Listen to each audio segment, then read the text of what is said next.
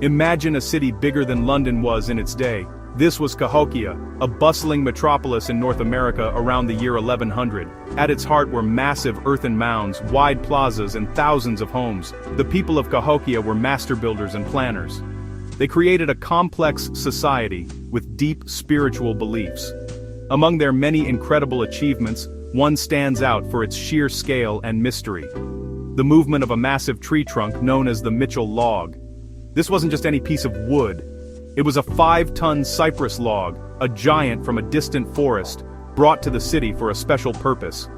Its story tells us so much about the ingenuity and power of this ancient American civilization. The discovery of the Middle log was a moment of pure archaeological excitement.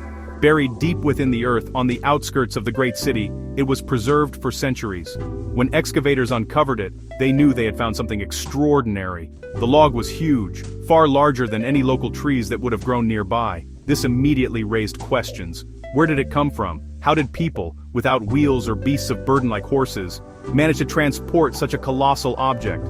The presence of this single log opened a window into the incredible organizational skills and the deep-seated spiritual motivations of the people who called Cahokia their home, revealing a story of immense effort and communal dedication. This single piece of ancient wood is more than just an artifact. It is a monument. In a city defined by its monumental earthworks, like the famous Monk's Mound, the Mitchell log represents a different kind of monumentality. It speaks to the value placed on natural materials and the spiritual world they represented. The people of Cahokia saw power and meaning in the world around them, and they were willing to go to incredible lengths to bring pieces of that sacred world into the heart of their city.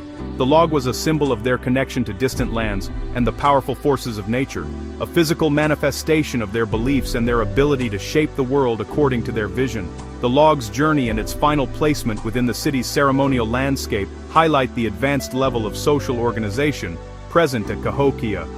Such an undertaking would have been impossible without a strong central authority capable of planning the logistics, gathering the necessary workforce, and motivating hundreds of people to work together toward a common goal. It required engineers, organizers, and a shared sense of purpose that united communities. The story of the Mitchell log is, therefore, not just about moving a heavy object. It is about the social glue that held this massive city together and enabled its people to accomplish feats that continue to astonish us today, 1,000 years later.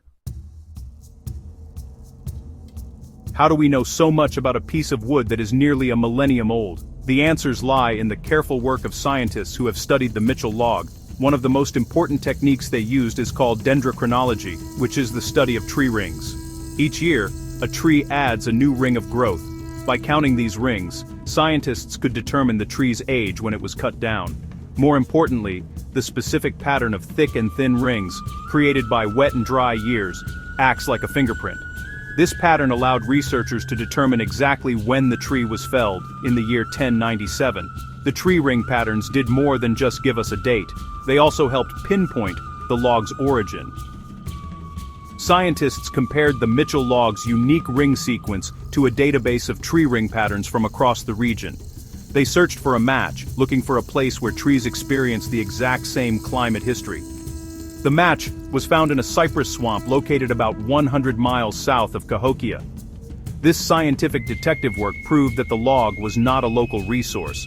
It had traveled a great distance, confirming that the people of Cahokia had embarked on an epic journey to acquire this specific, powerful piece of timber for their city. Beyond tree rings, scientists also examined the type of wood itself. The log was identified as a bald cypress, a species known for its immense size and its resistance to rot. Cypress trees thrive in wet, swampy environments, which were not found in the immediate vicinity of Cahokia. This botanical evidence reinforces the tree ring data, painting a clear picture of a journey from a southern swamp to the great city on the Mississippi River floodplain. The choice of cypress was likely deliberate. Its durability would have been essential for its ceremonial function, and its origins in a watery underworld may have held deep spiritual significance for the people. This scientific analysis transforms the Mitchell log from a simple artifact into a detailed historical document. It provides concrete dates, distances, and environmental context that bring its story to life. We are no longer guessing about its age or where it came from. we have precise data that grounds our understanding of Cahokia's capabilities. The science reveals a society that was not only spiritually motivated, but also possessed a deep practical knowledge of its environment. They knew where to find the best materials, and had the scientific-like observational skills to select a tree that would serve their monumental purpose for generations. Transporting a 5-ton, 60-foot-long log over 100 miles is a monumental challenge even with modern technology. For the people of Cahokia, it was an epic undertaking that required brilliant planning and incredible teamwork. They had no wheels, no draft animals, and no paved roads. Their primary tools were human strength, ingenuity, and the natural landscape itself. The most likely method for moving the log involved using the vast network of rivers and streams that crisscross the American bottom. The journey would have started in the southern cypress swamp, where the mighty tree was carefully felled with stone axes, a labor-intensive process that would have taken many workers several days. Once felled, the log had to be moved from the swamp to a major waterway, likely the Mississippi River. This overland portion would have been the most difficult. Archaeologists believe the workers may have constructed a temporary path of smaller logs to act as rollers, reducing friction as they pushed and pulled the massive cypress trunk forward. This would have required hundreds of people working in perfect coordination, chanting and heaving together under the direction of experienced leaders. It was a slow, grueling process that showcased the community's collective power and their unwavering commitment to the task, turning the journey itself into a kind of ceremony. After reaching the Mississippi River, the journey would have become significantly easier, but still perilous. The 5-ton log would have been lashed to several large dugout canoes, creating a massive raft. This floating convoy would have then been paddled and guided upstream against the river's current.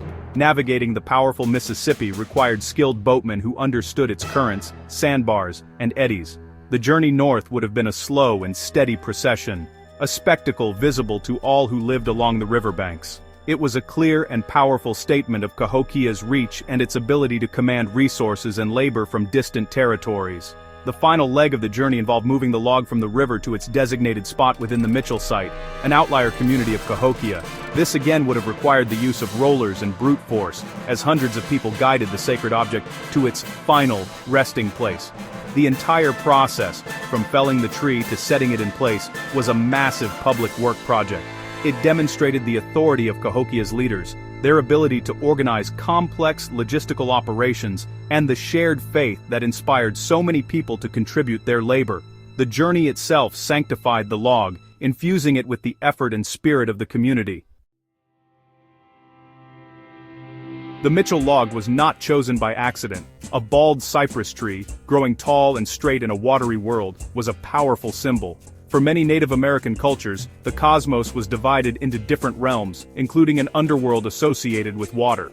The cypress, with its roots deep in the swamp, was a connector between that world and the world of the living. By bringing this tree to their city, the people of Cahokia were physically importing a piece of that sacred, watery underworld into their ceremonial landscape.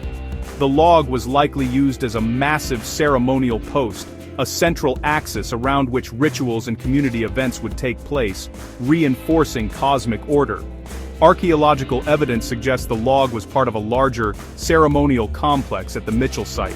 It may have stood as a single towering post, or it could have been one of several that formed a circle or other sacred alignment. These posts often served as markers for astronomical events, helping priests and leaders track the seasons and plan the agricultural and ceremonial calendar. The raising of such a post would have been a major event, a festival that renewed the city and reaffirmed the power of its leaders. The log was a focal point for the community, a place where the sacred and the social came together in powerful public displays of belief and unity. Over time, Cahokia began to change. Around the year 1200, the city underwent a major reorganization. The Mitchell site, including the area where the great log stood, was abandoned. But the log was not simply left to rot. Instead, it was ritually buried in a carefully dug pit, a final act of respect for a sacred object that had served its purpose. This act tells us that even as the city's structure shifted, the spiritual importance of the log endured. Its careful burial suggests a deliberate closing of a chapter in the city's history, a planned transition rather than a sudden collapse. The log's life cycle mirrors the life cycle of the community it served. The story of the Mitchell log provides us with a profound lesson about the past. It shows us that ancient American societies were not simple or primitive. They were complex, organized, and capable of incredible feats of engineering and social cooperation, driven by a rich spiritual worldview. The journey of this one tree reveals a civilization with a deep understanding of its environment, a powerful leadership structure, and a community united by shared purpose. It reminds us that a single artifact, when studied with care and imagination, can tell a grand story about the rise of a great city and the people who built it from the earth and wood of their world.